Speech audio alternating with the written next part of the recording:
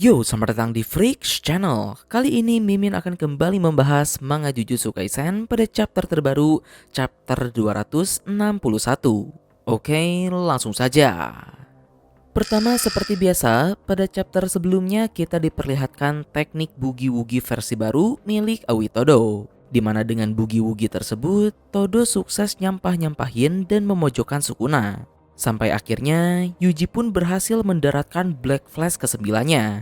Akan tetapi, Sukuna yang benar-benar sudah sangat terpojok, kemudian terpaksa menyembuhkan teknik kutukannya yang terbakar dan berniat menggunakan domain expansion lagi. Namun tepat ketika Sukuna akan menggunakan domainnya, Sukuna melihat sebuah bayangan dan mata berwarna biru dari balik asap di sana. Sebuah bayangan dari sosok terkuat yang sudah Sukuna kubur dengan tangannya sendiri, yaitu siapa lagi kalau bukan Gojo Satoru. Oke, masuk pada chapter terbaru. Chapter kali ini masih berjudul Pertarungan Neraka part 34. Panel pertama sendiri dibuka tepat melanjutkan dari chapter sebelumnya. Di sini setelah Yuji sukses melepaskan Black Flash ke-9-nya pada dada Sukuna, Yuji berniat untuk langsung menghancurkan jantung Sukuna. Sukuna yang sudah sangat terpojok pun berniat menggunakan domain expansionnya lagi. Akan tetapi, Sukuna pun melihat Gojo Satoru yang hidup kembali dan sedang menatapnya. Melihat pemandangan tersebut, Sukuna sendiri sampai tak percaya dan berkata bahwa Gojo hidup kembali itu mustahil. Lalu berikutnya, panel pun benar-benar memperlihatkan Gojo Satoru asli yang memang sedang berdiri di hadapan Sukuna. Akan tetapi, tak lama kemudian, hembusan angin datang dan memperlihatkan kalau di dahi Gojo ada bekas luka jahitan. Melihat hal tersebut, Sukuna pun terdiam sebentar. Lalu ia pun menyadari sesuatu dan tertawa sembari menghajar Yuji lalu melemparnya. Seolah-olah saat ini Yuji sudah tidak penting lagi. Sukuna pun berkata kalau dirinya meminta maaf karena sempat meremehkannya. Sukuna tidak menyangka kalau Yuta Okotsu akan melakukan hal yang sejauh itu dengan memasuki tubuh Gojo Satoru. Yap, berikutnya kita pun diberikan flashback sebelum pertarungan Gojo melawan Sukuna. Di sini Yuta menjelaskan rencananya kalau alasan kenapa dirinya ingin menjadi orang yang menghabisi Kenjaku karena Yuta berniat membiarkan Rika memakan Kenjaku agar Yuta bisa mengkopi teknik kutukan milik Kenjaku, yaitu teknik perpindahan tubuh.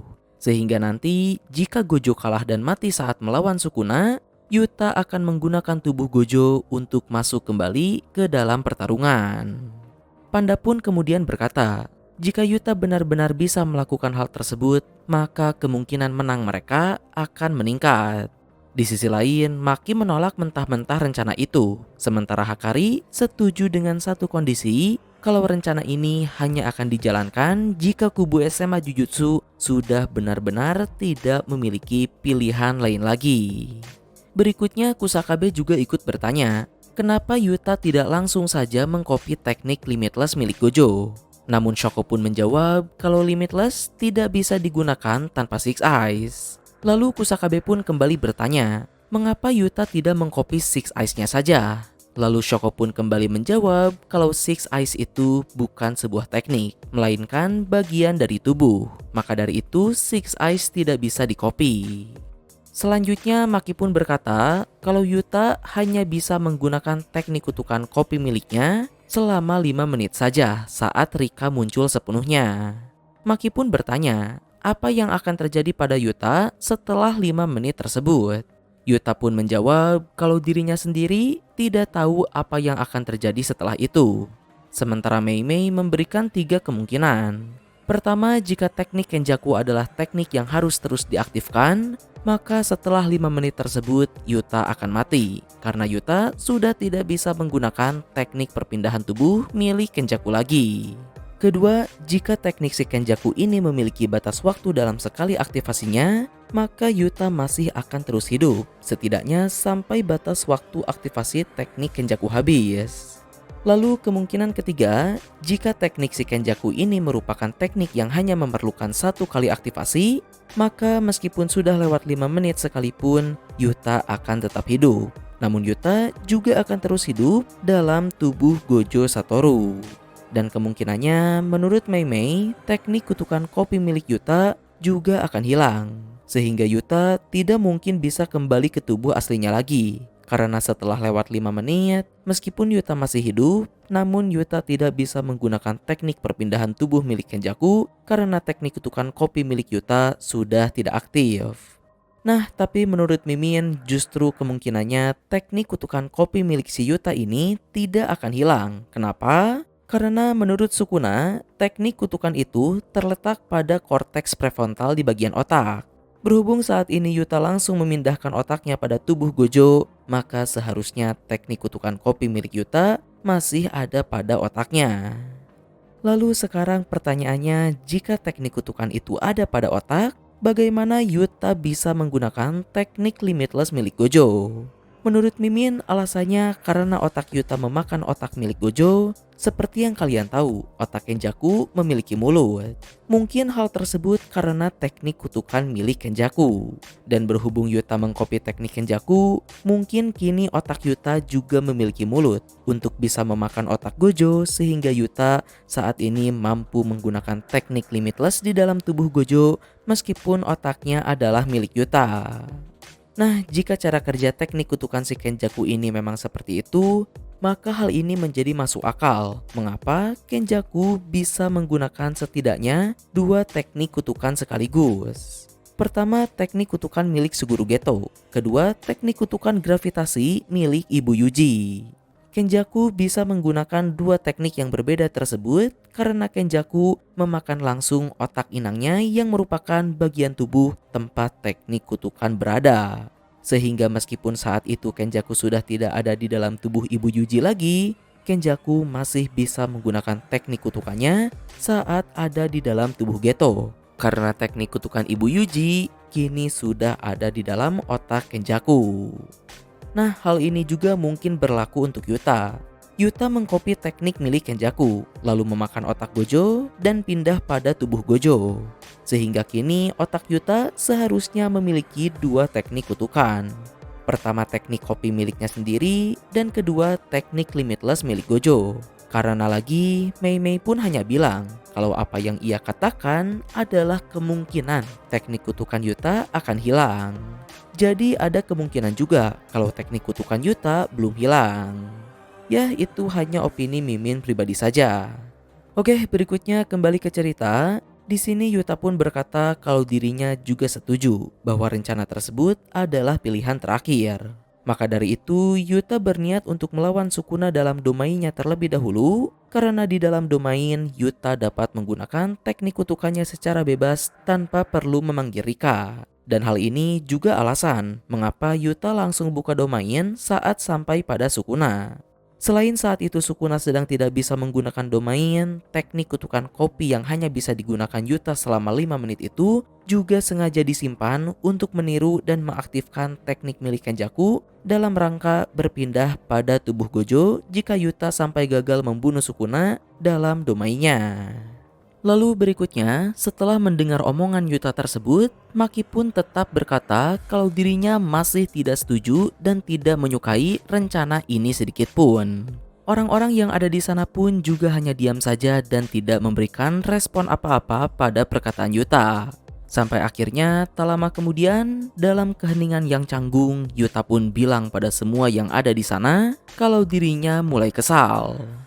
Yuta kembali menegaskan kalau tak peduli apapun yang mereka pikirkan, rencana ini harus tetap dilakukan untuk opsi terakhir.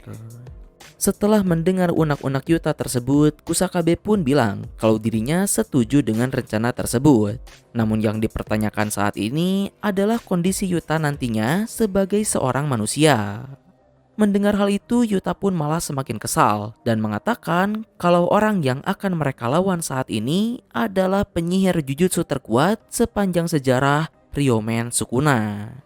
Jika mereka bisa menang hanya dengan membuang rasa kemanusiaan mereka, maka mereka harus membuangnya sekarang juga. Yuta pun bertanya pada semua yang ada di sana, apakah mereka sebegitu takutnya menjadi monster? Namun Maki pun langsung balik memarahi Yuta kalau saat ini mereka semua justru mengkhawatirkan Yuta. Maka dari itu mereka tidak langsung setuju dengan rencana Yuta tersebut. Akan tetapi setelah mendengar perkataan dari Maki itu, kekesalan Yuta pun mencapai puncaknya. Di sini Yuta bilang, jika mereka peduli padanya, lantas bagaimana dengan Gojo Satoru? Mereka semua justru malah mendorong Gojo untuk mengambil peran monster seorang diri. Yuta pun berkata, jika Gojo mati, maka harus ada seseorang yang mengambil peran monster tersebut. Dan jika tidak ada orang yang mau, maka dirinya lah Yuta Okkotsu yang akan mengambil peran tersebut. Ya, sebelum lanjut, sedikit pembahasan dari Mimin. Meskipun di sini Yuta sudah bertekad untuk menggantikan posisi Gojo, namun kepedulian Maki dan teman-teman Yuta yang lain ini bukan tanpa dasar. Jika Yuta pindah pada tubuh Gojo pun, kemungkinannya hanya ada dua, antara Yuta akan mati atau Yuta akan terus hidup dalam tubuh Gojo. Yang mana kedua hal tersebut bukanlah hal yang baik untuk Yuta. Jika Yuta hidup dalam tubuh Gojo, artinya Yuta akan mengemban dunia Jujutsu itu sendiri sebagai monster dan sebagai yang terkuat. Yuta juga akan kehilangan pengalaman untuk tumbuh bersama dengan teman-teman seangkatannya seperti Maki dan Toge. Psikologis Yuta pun tentunya akan terganggu. Berbeda dengan Kenjaku, meskipun dirinya selalu berpindah-pindah tubuh, tapi hal tersebut Kenjaku lakukan untuk meraih tujuan besarnya ke depan. Sementara Yuta, si Yuta ini pada dasarnya hanyalah anak baik-baik yang polos. Jadi hal yang dipertaruhkan oleh Yuta di sini sangat besar sekali, yaitu kalau bukan nyawanya, maka masa depannya. Lalu berikutnya, adegan pun berpindah pada Yuta dan Gojo. Di sini dengan wajah kesal karena mungkin Yuta juga takut kalau Gojo akan menolak rencananya, Yuta pun bilang pada Gojo, jika Gojo mati, dirinya akan mengambil alih tubuh Gojo. Namun Gojo pun hanya menjawab kalau dirinya tidak peduli. Lagi pula dirinya juga tidak berniat untuk kalah. Malah satu-satunya hal yang membuat Gojo kesal adalah karena Shoko tidak keberatan sama sekali dengan rencana Yuta tersebut. Berikutnya setelah mendengar jawaban itu, Yuta pun kembali bertanya pada Gojo. Kalau sebelumnya Yuta diberitahu oleh Uro bahwa dirinya adalah keturunan dari klan Fujiwara. Sedangkan sebelumnya Gojo justru bilang kalau Yuta adalah keturunan dari Sugawara. Gojo pun kemudian menjawab kalau Yuta memang keturunan Sugawara. Namun Gojo lanjut berkata kalau mungkin perkataan Uro juga benar. Yang artinya Yuta adalah keturunan dari dua klan besar paling berpengaruh pada era Heian tersebut. Di sini Gojo pun bilang pada Yuta kalau Yuta mungkin terlahir dengan bakat yang lebih daripada dirinya. Maka dari itu jika Yuta tidak bisa memanfaatkan kelebihannya tersebut, Yuta sangat payah. Gojo pun kemudian menyuruh Yuta untuk memperbaiki penggunaan energi kutukannya yang sangat ceroboh. Nah, berikutnya terlepas dari itu, saat ini sendiri di hadapan Gojo dan Yuta juga ada Maki, Panda, dan Inumaki. Sekedar informasi, saat ini Gojo dan murid-muridnya sedang berada di markas Jujutsu Jepang. Dan Gojo berniat untuk membunuh semua petinggi yang ada di sana. Maka dari itu, pada momen ini, Gojo pun menyuruh semua murid-muridnya untuk pergi dari tempat tersebut. Namun semuanya kompak menolak perintah Gojo. Berikutnya Gojo pun kembali menjelaskan kalau sebagai sesama penyihir Jujutsu, dirinya tidak bisa menyuruh mereka untuk pergi. Tapi sebagai guru dan murid, Gojo tidak ingin menunjukkan suatu hal mengerikan yang akan terjadi berikutnya. Terlebih, Gojo juga tidak yakin kalau apa yang akan ia lakukan saat ini adalah hal yang benar atau tidak. Gojo pun lanjut berkata, bahkan jika dirinya mati saat melawan Sukuna, jika para petinggi Jujutsu yang ada saat ini dihilangkan, maka Gakuganji lah yang akan berada di puncak Jujutsu Jepang nantinya. Dan jika Gakuganji ada di sana, Gojo yakin kalau kekacauan yang terjadi seperti setelah insiden Shibuya tidak akan terjadi lagi. Maka dari itu di sini Gojo pun kembali menyuruh mereka untuk pergi. Namun lagi-lagi Yuta pun berkata pada Gojo untuk jangan menanggung peran sebagai monster seorang diri. Akan tetapi di sini Gojo hanya menghiraukan Yuta dan menutup pintu di depan mereka sembari bergumam kalau dirinya tidak bisa menuruti permintaan Yuta. Karena dulu Gojo sudah ditinggalkan oleh Geto, sehingga kini Gojo juga harus mengejarnya. untuk menjadi seorang monster yang menggunakan cara kasar demi masa depan lebih baik yang ia bayangkan. Lalu berikutnya, adegan pun berpindah menyorot pada Amai. Di sana Amai memperlihatkan teknik kutukannya, kalau dirinya bisa memanipulasi gula yang ada di dalam tubuhnya, di mana pada momen ini Amai bahkan membuat puding dari gula darahnya tersebut dan dimakan oleh Yuji. Sementara Amai sendiri selalu pusing setelah menggunakan teknik kutukannya tersebut karena gula dalam darahnya menjadi rendah. Di sini Shoko pun bertanya, apakah Amai bisa mentransfer gula tersebut pada orang lain? Lalu Amai pun menjawab kalau kemungkinan bisa. Dan dengan hal tersebut, kini Amai pun ditempatkan di divisi medis untuk menyuplai gula pada orang yang membutuhkan. Dan tepat pada panel berikutnya, kita pun diperlihatkan kondisi Yuta yang sangat parah setelah sebelumnya terkena tebasan pembelah dunia milik Sukuna. Yang mana saat ini ternyata Yuta juga jadi Eskiko seperti Gojo Satoru. Nita dan Amai tentunya tidak bisa berbuat banyak dengan kondisi Yuta yang separah itu. Tapi terlepas dari itu, saat ini Yuta sendiri masih sadar entah bagaimana berkat bantuan dari Rika. Pada momen ini Yuta pun berkata kalau dirinya akan melakukannya. Lalu di sini Shoko pun lanjut menjelaskan pada Yuta kalau dirinya sudah menjahit tubuh Gojo. Shoko pun menyuruh Yuta untuk langsung mengaktifkan RCT-nya secara maksimal jika dirinya sudah pindah pada tubuh Gojo untuk menyempurnakan pemulihannya. Yang menarik di sini Yuta juga meminta maaf pada Rika karena Yuta harus memindahkan Rika. Nah, tentu saja hal ini juga menjadi pertanyaan sendiri. Setelah berpindah pada tubuh Gojo, apakah Rika masih ada atau tidak? Yang mana jika melihat dari perkataan Yuta tadi, seharusnya Rika masih ada. Dan jika Rika masih ada, kemungkinan untuk Yuta kembali ke tubuhnya juga menjadi lebih besar. Karena seperti yang kita tahu, teknik kutukan si Yuta ini terhubung dengan Rika. Nah, terlepas dari itu, berikutnya adegan pun kembali pada pertempuran Shinjuku. Di sini tanpa basa-basi, Sukuna dan Yuta pun langsung buka domain mereka. Perang domain antara sang terkuat pun kembali terjadi, Malevolent Shrine versus Unlimited Void. Dan chapter pun ditutup dengan penjelasan dari narator kalau sebelumnya Gojo sudah memiliki solusi untuk mengatasi domain tanpa barrier milik Sukuna. Dan berhubung Yuta juga bisa membaca ingatan Gojo, kini Yuta pun juga mengetahuinya. Ya, jujur Mimin tidak bisa membayangkan solusi apa yang Gojo temukan saat ini. Apalagi terlepas dari itu, berhubung saat ini mereka berdua mengaktifkan domainnya, apa yang akan terjadi pada Yuji dan Todo yang masih ada di sekitar sana. Kemungkinannya antara Yuji dan Todo bertukar tempat menjauhi Yuta Sukuna, atau solusi milik Gojo akan berhasil sehingga mencegah domain Sukuna untuk melukai Yuji dan Todo. Karena terakhir kali Malevolent Shrine dan Unlimited Void bertabrakan, kedua efek pasti kena mereka saling meniadakan, yang mana masalahnya bagi domain Gojo, karena Gojo menggunakan barrier, domain Sukuna bisa merusak barrier Gojo dari luar. Jadi masih belum diketahui sebenarnya solusi apa yang Gojo temukan saat ini. Oke, di akhir pembahasan dari Mimin, pada akhirnya Gojo Satoru hanyalah sebuah senjata, karena bahkan walau sudah mati pun, tubuh Gojo masih digunakan untuk bertarung. Dan rasanya chapter ini juga sudah 100% menegaskan kalau Gojo Satoru sudah mati.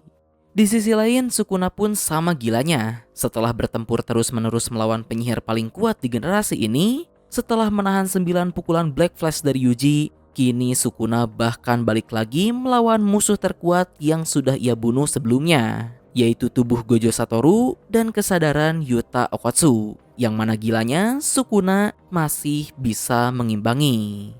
Sayangnya untuk melihat apa yang akan terjadi berikutnya, kita harus menunggu lebih lama karena minggu depan Jujutsu Kaisen akan libur.